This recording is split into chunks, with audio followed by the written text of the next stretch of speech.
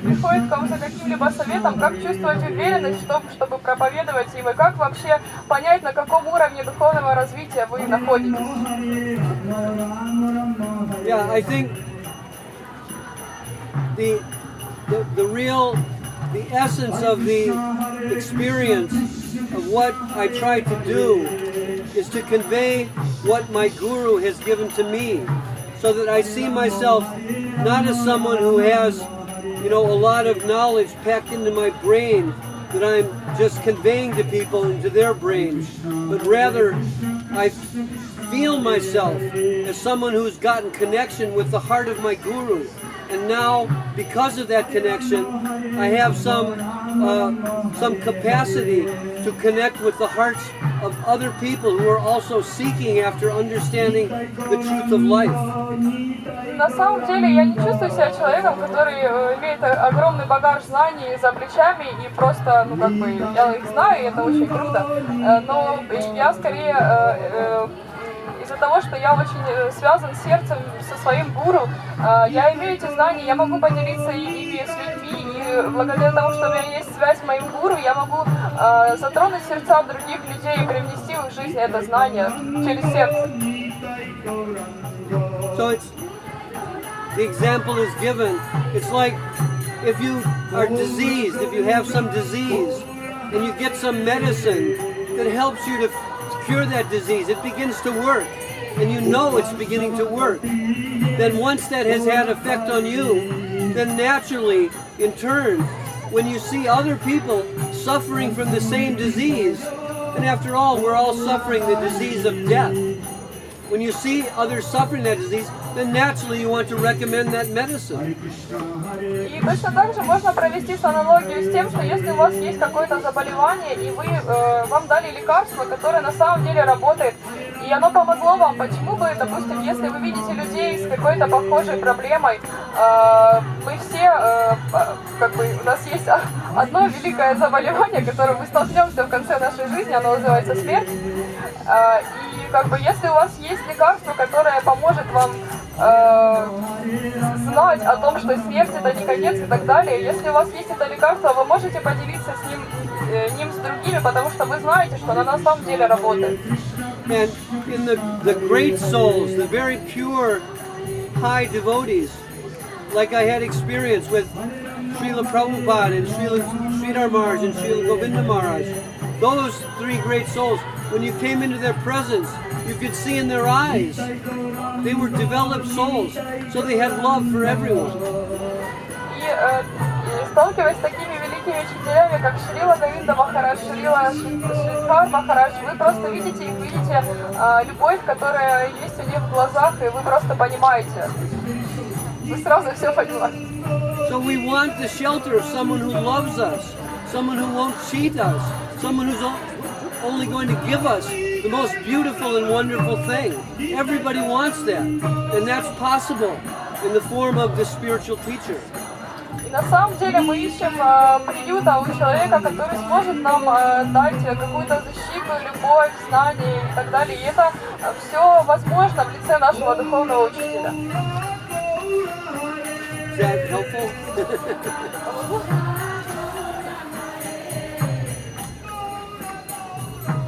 Any other questions?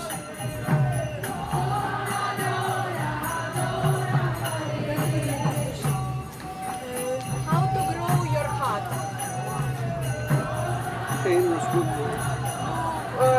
Как развивать, я не знаю, энергию вашего сердца? Развить свое сердце. Как развить ваше сердце?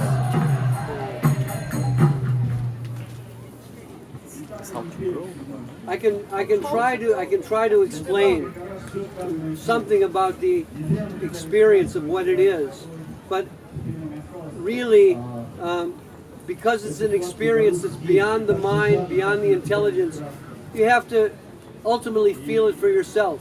And when you begin to feel it, you'll know it. But I'll try to tell more. На самом деле это никак не подвержено нашей умственной деятельности. Мы не можем это почувствовать умом, но когда это начнет происходить с вами, вы просто сможете почувствовать это. I think for me,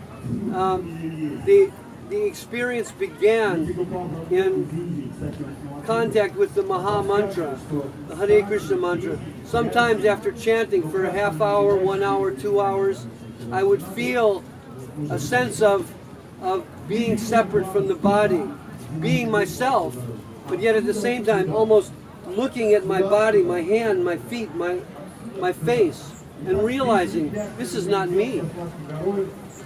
И я испытывала такой опыт, когда просто после чтения Махамантры, когда я читаю ее полчаса, час, 2 часа, после того, как я ее прочитаю, я чувствую себя отличным от своего тела. То есть я чувствую, что у меня есть руки, ноги и все остальные части тела, но я понимаю, что на самом деле это не я. And slowly you begin to see other people based on the soul looking out behind the eyes. Who is that person? Is it the eyeballs? Is it the physical form? What I've told my experience. It's not the physical form. It's not the eyeballs. There's a soul. And there's a soul inside of everyone that we can begin to relate to on a very real and positive level. Вы начинаете, когда смотрите на людей таким образом, вы начинаете искать их душу, потому что когда вы смотрите в их глаза, вы понимаете, что это не просто глазные яблочки. На самом деле в них можно увидеть как бы отражение нашей души, и, в общем, человек на самом деле представляет из себя свою энергию, своей души. I have a friend, Rohini Shakti, who's very expert yogi, and hatha yoga and pranayama and so many things. And she says that by doing her yoga, it clears her mind. And once her mind becomes clear, she engages in her meditation and mantra chanting. And by doing that, she makes contact with the plane of spirit and feels the presence of the soul. У меня есть подруга, ее зовут Рахини Шакти, она очень известная мастер йоги, и она начинает свои йога-практики, которые помогают ей очистить ее ум, ее сознание, и после этого она начинает воспевать святое имя Господа, и она чувствует, что чувствует связь с вечной душой. I told a story earlier about my life and how Krishna directed my life in such a way so that I gradually began to realize that myself was something different from the body. And then coming in contact with my spiritual master, I began to gradually, slowly, imperceptibly understand and feel the presence of the soul within. Кришна развернул мою жизнь таким образом, что после того, как я начала осознавать, что я не являюсь моим телом, после соприкосновения со своим духовным учителем, я начал чувствовать в себе присутствие Святого Духа.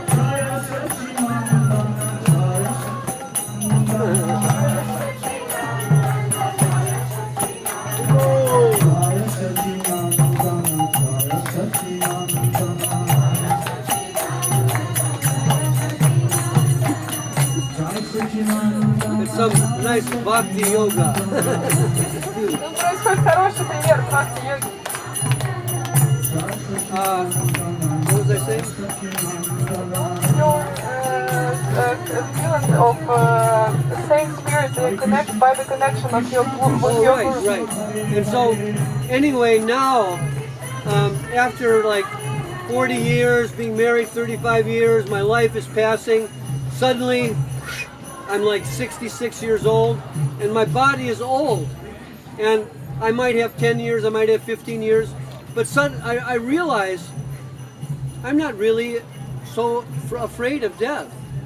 I really realize, I feel like I'm going to go somewhere based on Krishna's will to continue in my devotional life, to continue in the process of awakening the soul. So it's like the Bhagavad Gita says, when you discard an old set of clothes, it's not a big deal. So when you discard the body, it's also not a big deal. And it says that in the Bhagavad Gita, and I'm actually feeling it. И как бы я осознаю сейчас то, что я уже находился в браке на протяжении 35-40 лет, и сейчас мне вот 66, и я понимаю, что мое тело, оно состарилось. Но я также осознаю тот факт, что я не боюсь смерти как таковой, потому что я понимаю, что после смерти по воле Кришны я смогу переместиться в какое-либо другое место, где я смогу дальше служить ему. Точно так же в Бхагавад-гите написано по этому поводу, что когда вы меняете свою одежду, ну как бы это не является большой проблемой. Точно так же и поменять тело, в принципе, это естественный процесс. So everybody's sitting in a particular body according to their karma, and simultaneously within their body is their soul. That's the real self. И каждый из нас находится в нашем, в каком-либо теле, в котором мы находимся сейчас, по последствиям действия кармы. На самом деле за этим телом скрывается наша душа. So when I was a young man, maybe your age, you were probably an old lady, maybe my age. Точно так, я когда-то был в вашем возрасте, я был молодым парнем, и точно так же вы, каждый из вас станет старой женщиной, старым мужчиной. And maybe you taught me something, I don't know. И может быть, ну как бы это в следующей жизни, может быть, это вы научите меня чему-нибудь. So can you see that kind of vision? It's a big relief. Otherwise, no matter how young we are, no matter what position we're in, we are haunted by the fact that ultimately everything that we have in this world is finished. Ну, как бы, понимая свое положение и будучи кем бы мы ни были, мы понимаем, что это просто большое облегчение, то, что когда-нибудь это закончится и поменяется совершенно в другое русло, обернется. And that uncertainty about our position of life, that is the source of all fear in this world. И как бы вот такая вот неуверенное ощущение себя в этом мире и страхи, это в принципе создает нам определенные трудности в этом материальном мире. So it said the great souls, they become abhay. Abhay, bhaya means fear, abhay means without fear. They're fearless because they're inside knowing they're an indestructible soul. Nothing can happen to them. There's no problem. It's like if someone comes up and rips my cloth, it's not a big deal. So if someone comes up to a great soul, even he loses his body, it's not a big deal. Также великие учителя, они являются они являются бесстрашными, и как бы потому что они знают, что это бесстрашными перед лицом смерти, потому что наше тело, оно временно, и не будет ничего страшного, если кто-либо подойдет, допустим, и разорвет мою одежду. Это всего лишь одежда, но когда мы имеем дело с душой, это уже совсем другой вопрос. So my first guru, Srila A.C. Bhaktivedanta Swami Prabhupada, said that the practice of spiritual life is something like climbing a mountain. You climb, you climb, you climb. You don't notice what kind of progress you're making until at a certain point maybe you come to a ledge and you stop and you see, oh, I've gone 100 meters, something like that. Every now and then you get some glimpse that, oh, I'm making some progress. И мой первый духовный учитель с вами Прабхупада мне говорил о том, что духовный процесс, духовное развитие подобно карабканию на высокую гору, и вы, когда карабкаетесь наверх, вы не всегда смотрите, где вы как бы находитесь, на каком участке, но вы можете остановиться и как бы оглянуться, но в общем это довольно-таки трудный процесс, вот такая аналогия была проведена. It's said that as you awaken in the spiritual side of life, slowly you become disinterested in temporary life. It becomes not such a big, fun thing anymore. And this happened to me practically. I didn't even know it happened. But I realized maybe 5 years ago that suddenly, not suddenly, I realized it, that I'm no longer interested in my favorite rock and roll guitar player. I hadn't been listening to his songs for a couple of years, and I just forgot about it. This was Jimi Hendrix. На самом деле, когда вы начинаете заниматься, практиковать духовную жизнь все больше и больше, вы перестаете быть привязанными к материальным ценностям, и точно так же, в принципе, произошло и со мной. Я вдруг, ну как бы не совсем вдруг, но 5 лет тому назад я осознала, что я совершенно не интересуюсь, я даже перестал слушать песни своего любимого рок-музыканта, это Джимми Хендрикс. And you know, this was a big deal in my early life. He was kind of like a guide. He sang songs about spiritual things and was a really expert guitar player. So I was on the level of my material self, I was extremely attached. But without knowing it, I became detached, and suddenly I noticed it. То есть, когда я еще не соприкасался с духовной жизнью, для меня все эти вещи, они имели очень большое значение, но потом я просто перестал их замечать. Something like that, it works like that. You get immersed in spiritual things, and the things that used to be very interesting, suddenly they're not so interesting anymore. И, соответственно, в духовной жизни все вещи, которыми вы интересовались до этого, они перестают быть интересными.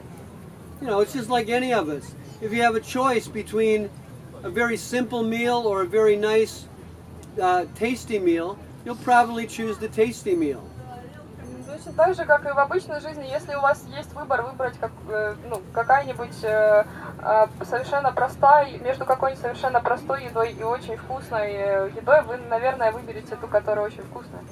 So if you get a taste for spiritual experience, the material experience becomes just less interesting. It's just, you know, not that nice when you've got something that's so much nicer. And that's how the process works. You gradually feel it, you gradually taste it, and gradually leave behind the temporary. You don't have to artificially stop anything. You continue your life doing everything you're doing. But if you add spiritual practice, you'll slowly get a higher, wonderful taste of eternal life. Ну, точно так же происходит, когда вы начинаете чувствовать, практикуя духовную жизнь, когда вы начинаете чувствовать вкус духовной жизни, вы теряете вкус ко всему материальному, что раньше имело для вас очень большое значение, и чем больше вы практикуете, тем как бы дальше этот процесс продолжает действовать. Вы не должны как бы покидать и расставаться с той деятельностью, которой вы сейчас занимаетесь, но чем больше вы должны привнести духовную практику в свою жизнь, и чем больше вы будете практиковать, тем больше вы будете интересоваться именно духовными ценностями, а все временное будет отходить на задний план. Yeah, it's natural and painless because it has to do with the natural, eternal position of the self as spiritual, connected eternally with the source of our existence, Bhagavan Shri Krishna. И это абсолютно естественно и безболезненно, когда мы начинаем практиковать, мы осознаем свою связь с душой, и мы, естественно, знаем о том, что наша душа, она непосредственно связана со Шри Бхагаваном Кришной. So, something like that. Что-то в этом роде. Is that something helpful? Yeah. Yes. Что-нибудь полезное она сказала вам, я надеюсь.